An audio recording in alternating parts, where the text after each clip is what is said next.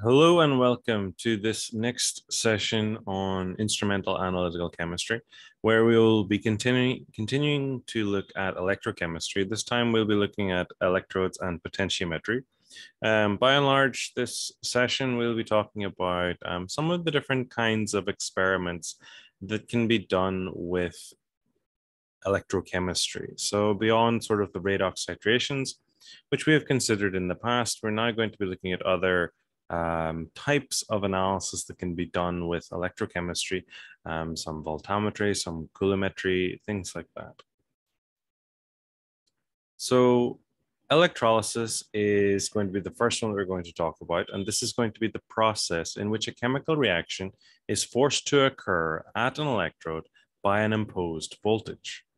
So we're going to be applying some sort of potential across our system, and that's going to cause a chemical reaction to occur. One of the, I guess, the most famous versions of this is the production of hydrogen from water by passing an electrical current through the water. So suppose we dip a copper and platinum electrode into a solution of copper 2+ and force a current through this to deposit copper metal at the cathode and liberate oxygen at the anode. So this is an example of what's called electroplating. So it's a very good way of coating metal onto a surface. What you do is you have a solution, as in this case, of some metal ions, and then by utilizing an electrical potential through the solution, you can actually force the metal to deposit on the surface of whatever it is that you want to electroplate. So there's two reactions occurring, of course. There is the reaction at the cathode, where the copper is going to be gaining electrons. It's going to be reduced to form the copper metal, which will be deposited on the electrode, and that has a standard reduction potential here of 0.337 volts. Then at the anode, we have an oxidation reaction occurring where the water is being oxidized to form oxygen, some protons, and some electrons. And so this has a reduction potential here of plus 1.230 volts. So overall, we have this reaction where our copper 2+ and our water are reacting to form copper plus oxygen plus the two protons with an overall cell potential of minus 0.893 volts. And so this is the meaning that we need to apply a potential of at least 0.893 volts in order to force the reaction. So in this case, we don't have enough potential formed from the cell itself. So we have to apply the potential from elsewhere, an external potential. So this is kind of what that might look like. So we have here our counter electrode, which is made of platinum. This is where the oxygen reaction is going to happen, or sorry, the water conversion into oxygen is going to happen.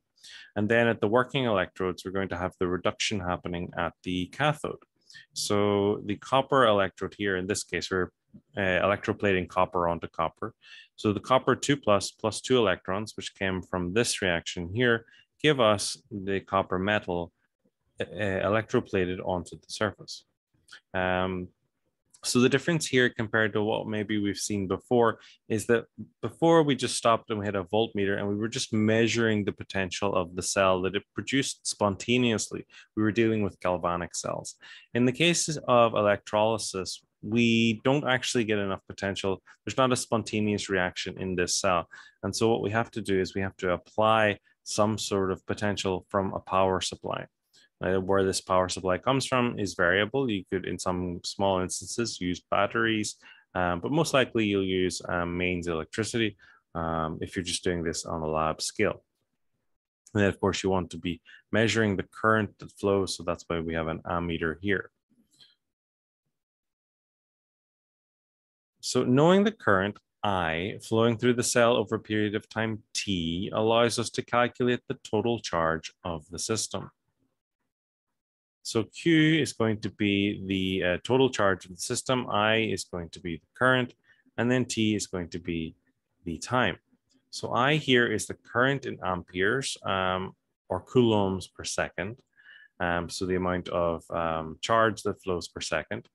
T is time, usually in seconds as well. So we might be given that in, for example, minutes or hours. Like we might be told that a current flows for, I don't know, 20 minutes or 1 hour. And so we need to convert that so that our current and our time have the same units, because if we multiply the current, which is in per second, by time, which is in minutes, we will get an incorrect answer. Then a coulomb C contains 6.245 times 10 to the 18 electrons. And then N is the number of electrons per molecule, and F is the Faraday constant, which is 96,485 coulombs per mole. So we don't need these exactly directly in this equation here, but we will need them as we go through. The moles of electrons flowing through the cell can now be related to the moles of reactant. So the moles of reactant then are going to be equal to L times T over NF. So I times T over NF. So this is the current times the temperature, or sorry, times time over NF, where NF is going to be the number of electrons per molecule, and F is the Faraday constant. So relating current, time, and amount of reaction. So if a current flows 0.17, if a current of 0.17 amps flows for 16 minutes through the cell, how many grams of copper will be deposited? So this is, we're now going to do an electroplating calculation, and we're going to be calculating how much copper comes from the solution onto the electrode as a result of the potential that we apply, which is measured in current, which has a value of 0.17 amps, which is 0.17 coulombs per second. So the solution then is we need to calculate the moles of electrons flowing through the cell, because remember, in our reduction reaction, which is happening at the cathode, we're using up electrons. So we need to know how many electrons are passing through here every second so that we know how many copper ions can be converted into copper metal. So calculate the moles of electrons flowing through the cell. And so the moles are equal to, the moles of electrons are equal to the current times the current times the time over NF, but N is 1 in this instance. So F is going to be the Faraday constant, T is the time, and I is going to be the current. So the current is given to us here, which is 0.17 coulombs per second. Remember, amps are also coulombs per second. And then the time is given to us in minutes, 16 minutes. We need to convert that into seconds. So it's going to be 16 times 60, because there are 60 seconds in a minute, and then divide that by 96,485, which is the Faraday constant in terms of coulombs per mole. Then if we do this all correctly, we should get a value for the number of moles of electrons which are flowing through the cell in that time period of 16 minutes as 1.69 times 10 to the minus 3 moles. Now, we know that the cathode half reaction requires 2 electrons for each copper. So you can see here, copper 2 plus 2 electrons gives us copper. So that means that we need 2 electrons for every complete reaction.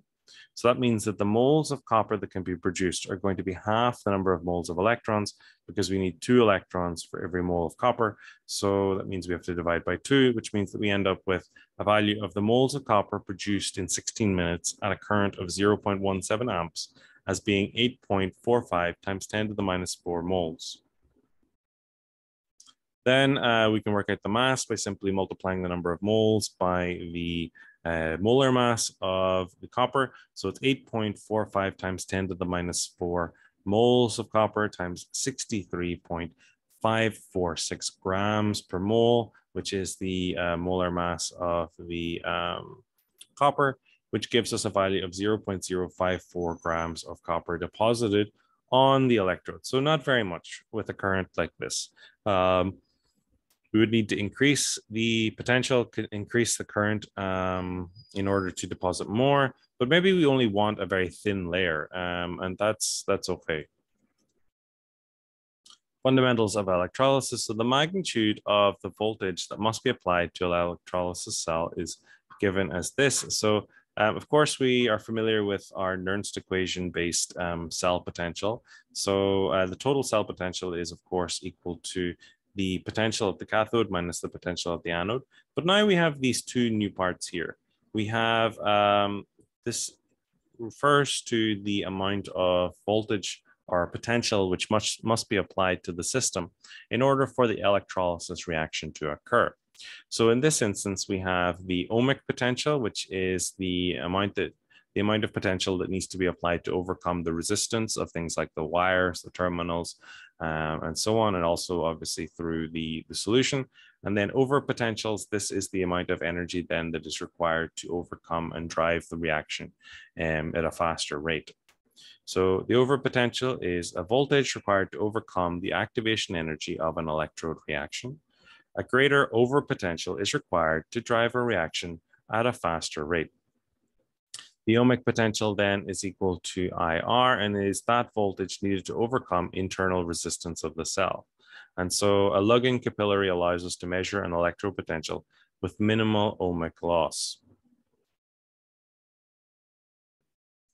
So concentration polarization occurs when the concentration of electroactive species near an electrode is not the same as its concentration in bulk solution. So concentration polarization is embedded in the terms E cathode and E anode. So this is the idea that the solution and the local environment of our electrodes may not be representative of the total solution. So that you can sort of imagine that in the sense that in the bulk, there are no reactions occurring, but at the electrodes, we do have reactions. In the case of our copper, it's being reduced to from copper 2+ to copper metal. At the anode, it's being oxidized from water to form the oxygen, the protons, and the electrons. So these reactions mean that there can be local fluctuations in the concentration of different species.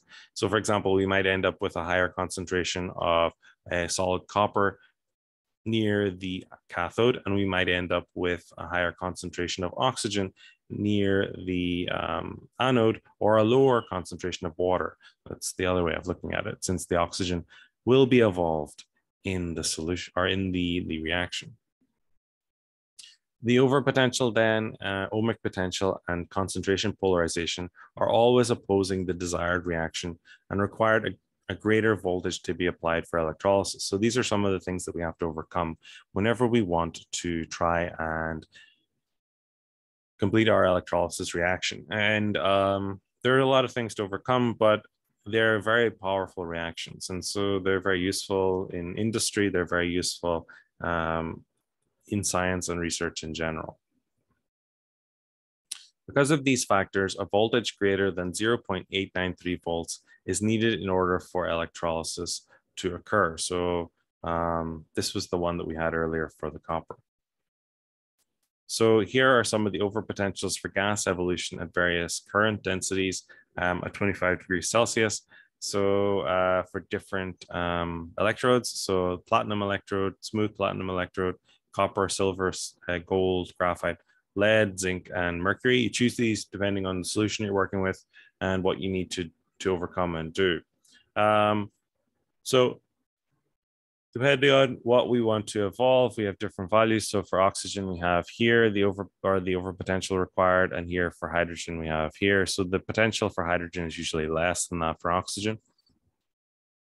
And this is just due to the kind of intrinsic nature of the hydrogen and copper, the electron affinities, the ionization energies involved are much higher for oxygen than they are for hydrogen, and so it requires more energy. But you can also see that there are other factors at play here. So some of these have more internal resistance, and so it might be harder to overcome and create the reaction. So for example, we might need to apply a greater potential if we're using copper because of the intrinsic resistance that is involved in the system. So effects of ohmic potential, overpotential, and concentration polarization. In an experiment, iodide is oxidized to iodide in triiodide in 0.10 molar Ki solution. So what we're going to have to do here is we're going to be doing some calculations based on the potential of the solution or the system based on these parameters. So first of all, have to look and see what the reaction is going to be. So 3-iodide reacts with water to give a triiodide plus hydrogen gas, which is evolved, plus 2 hydroxide ions. So we're asked two things. Find A, the cell voltage with no current flowing, and B, the cell voltage required to drive the reaction when triiodide concentration is equal to 3.0 times 10 to the minus 4 moles per liter. The other concentrations remain the same. Resistance is at 2.0 ohms. The current is 63 milliamps. The cathode overpotential is 0.382 volts, and the anode overpotential is 0.025 volts.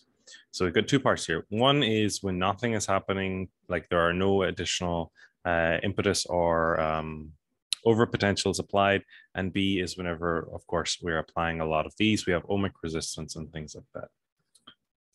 So part A then, so we've got two reactions occurring here. Of course, we've got the cathode reaction where water is being converted into hydrogen gas and hydroxide ions by utilizing the electrons, which are coming from the anode reaction, which is where the where the iodide is reacting to form the triiodide and producing the electrons, sorry. So the standard reduction potentials for these cathode and anode reactions are given here. So the cathode reaction is occurring here. So we've got then, of course, our Nernst equation for that. We have here just the standard potential, standard reduction potential minus the Nernst term, where the number for N is 2, because of course there are 2 electrons in the standard reduction reaction. Times the log of the partial pressure, which is analogous to the concentration of the hydrogen gas, times the concentration of hydroxide squared, since there are 2 hydroxides formed here. So this is the concentration related term of the Nernst equation. And then here we've just added in the values, and we've worked out that the potential at the cathode then is going to be minus 0.591 volts. Then at the anode, where we have the oxidation reaction occurring, we have the standard reduction potential here minus the Nernst concentration dependent term here, where we have the concentration of the products over the reactants in the reduction reaction. And we filled in all of the values here and here. And so we end up with the values as seen. So we have the standard reduction potential here. We have the Nernst part, where again, the value here is 2 because there's 2 in the standard reduction reaction. And then the concentration dependent term here, where we've added in the values. So the concentration of the iodide is 0.1 molar. That came from the Ki solution on the previous page. And then the triiodide concentration is here is 3.0 times 10 to the minus 5 moles per liter. Put this all into your calculator and you'll get a value of 0.490 volts. Then we have our potential of our cell is equal to the potential of the cathode minus the potential of the anode is equal to minus 1.081 volts. And so we would have to apply minus 1.081 volts to force the reaction to occur. So this would be how much of a potential we would need to apply, because this is negative. So this is not going to be a spontaneous reduction process. So then for part B, where we've changed the concentration, we increased the concentration of the triiodide, and we now have values for like the resistance, for the current, for the overpotentials applied. So now the potential at the cathode is unchanged, but the potential at the anode changes because the triiodide concentration is different from the triiodide in the bulk solution. So we now need a new value for our anode reaction, which means that we're going to have the potential of the anode is equal to 0.535 minus 0.05916 over 2. And then that's times the concentration part here, where we change the concentration of the triiodide to 3.0 times 10 to the minus 4, which is equal to 0.520 volts. So then the total equation that we're working with now is that the potential of the system is equal to the potential of the cathode minus the potential of the anode. So the cathode remained unchanged, but the anode did change. So we had to add a new value here, minus the ohmic resistance, which is the current times the resistance, and then minus any overpotentials as well.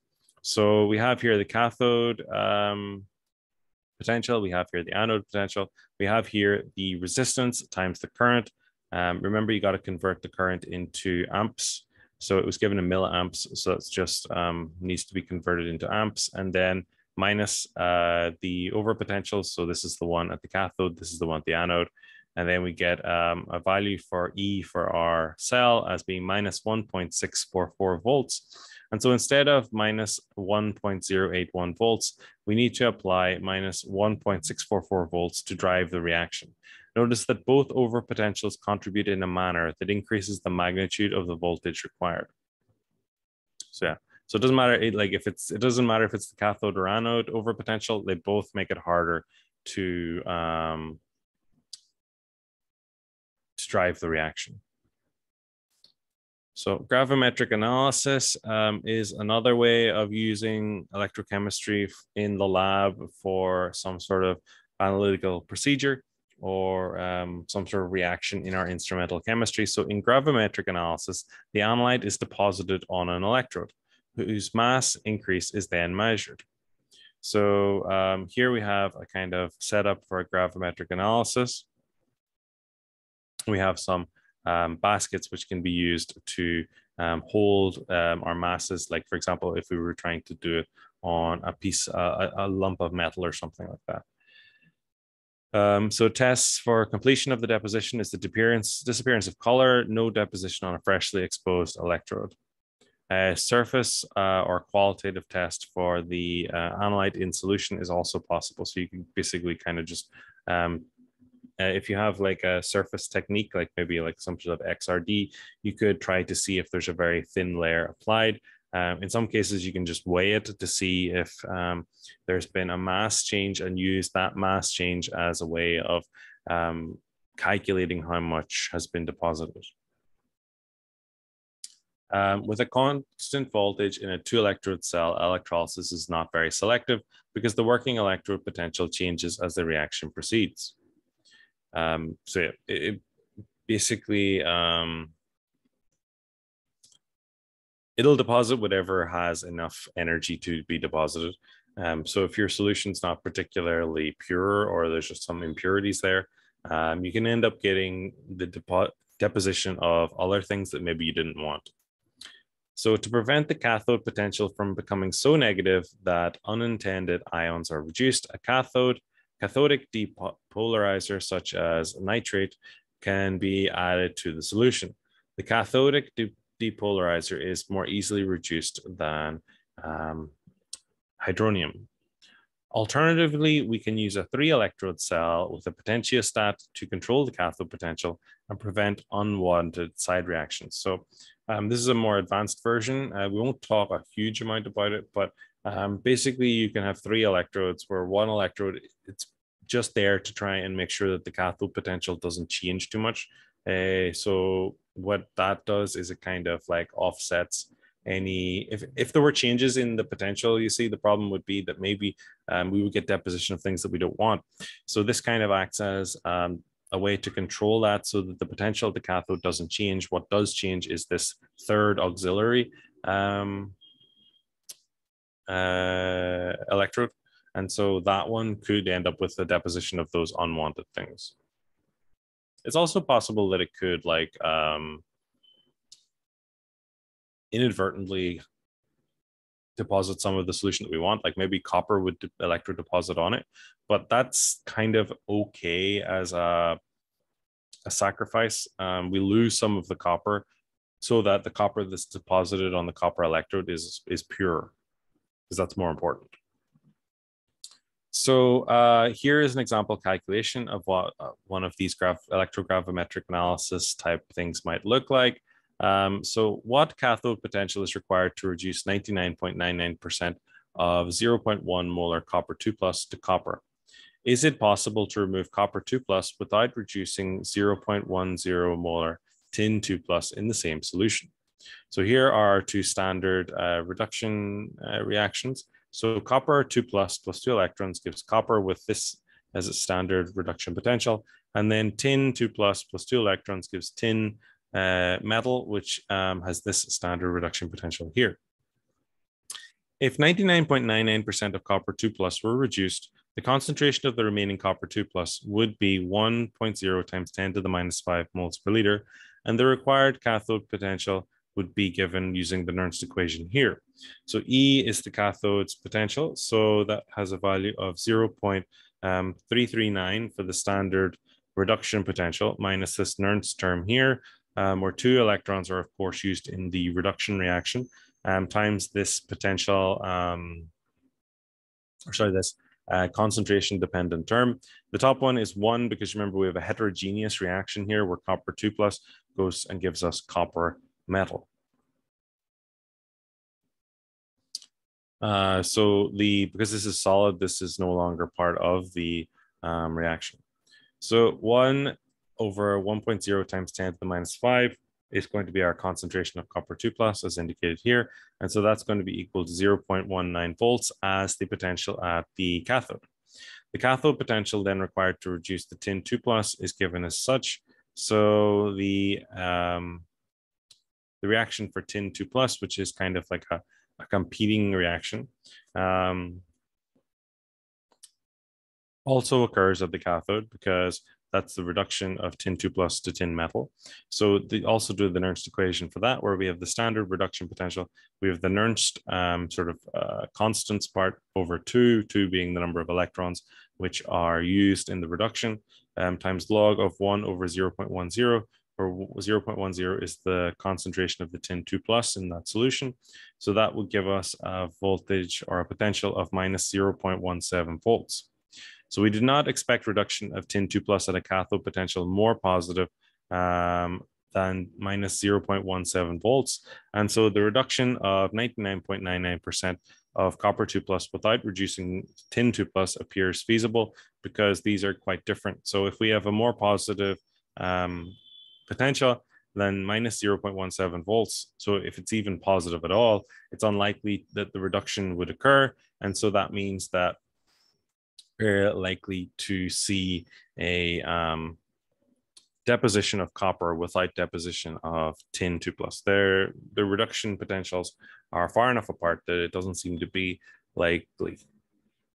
So coulometry then is another way of making use of electrochemistry. So in coulometry, the number of moles of electrons that participate in a chemical reaction are measured.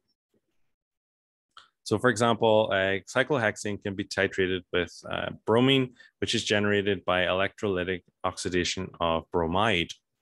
So in this, what we're doing is we're measuring the number, like how many electrons flow through the cell and are consumed in a reaction. So this is the reaction that we're talking about. So bromine is reacting with cyclohexane to produce this brominated complex or brominated compound, which is called trans 1,2-dibromocyclohexane. So this is just what's happened here is that the bromine has been added onto this cyclohexane ring. And what we've seen is that the reaction has been made possible by the presence of the bromine. The bromine was produced by the oxidation of bromide to form bromine plus 2 electrons. And so the end point is indicated when excess bromine forms. So once we start to just form bromine, bromine has like a brownish color. So you'll notice the solution will change color. That's how we would know we've reached the end point, and all of our cyclohexene has been converted into the cyclohexane, the brominated cyclohexane. So the reason why this would happen is because there would be no more cyclohexene to react with, and so there would be, the bromine would just accumulate.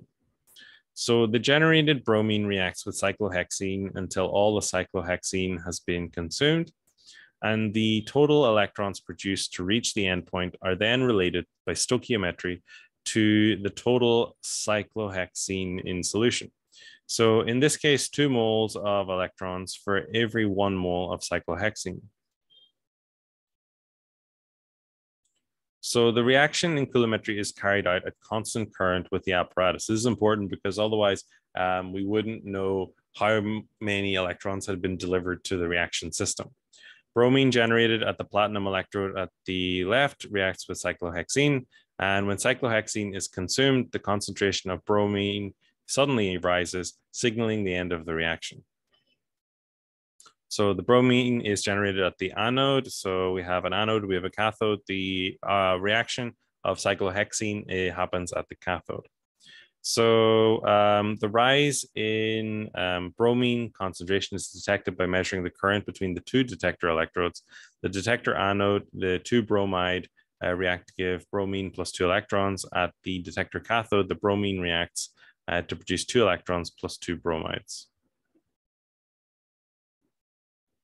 Okay, so let's see a calculation of this coulometric titration. So at 2.000 milliliter volume containing 0.6113 milligrams of cyclohexene per milliliter is to be titrated. How much time is required for titration at a constant current of 4.825 milliamps? The moles of cyclohexene are given here. So you multiply the volume times the number of milligrams, divide that by the molar mass of our cyclohexene, and we see that we have 0.01488 millimoles of cyclohexene in our system. In the reactions that we saw, the detector electrode and the detector anode, 1 molecule of cyclohexene requires 1 molecule of bromine, which requires N is equal to 2 electrons. Then this equation here will relate the time to the moles of reaction. So this is what we saw earlier, where the moles of cyclohexene are equal to the current times the time over NF, where we can rearrange this to be in terms of time to find out how long the reaction takes. So we know the moles of cyclohexene. We know the number of electrons, we know the Faraday constant, and we know the current I. So T is the time, and that's going to be equal to the moles of cyclohexene times the number of electrons in the reaction times the Faraday constant all over the current down here. And so that's going to be equal to 595.1 seconds. And so that's roughly 10 minutes. So the reaction would just occur in under 10 minutes to be completed. So that's kind of like how you might do this kind of coulometric titration reaction. So what we're adding here is not like a solution of something else. It's not like a base to an acid or something like that, or an oxidant to something to be reduced. In this case, our like titrant is electrons. So some of the advantages of coulometry are its precision, its sensitivity, and the generation of unstable reagents in situ. So sometimes it's, the advantage here is that some of these species that we need to use for the titration are very short-lived or very reactive. So one of the things that we are able to do here is that we're able to generate them as we need them. So the meaning of in situ means like during the in place in Latin.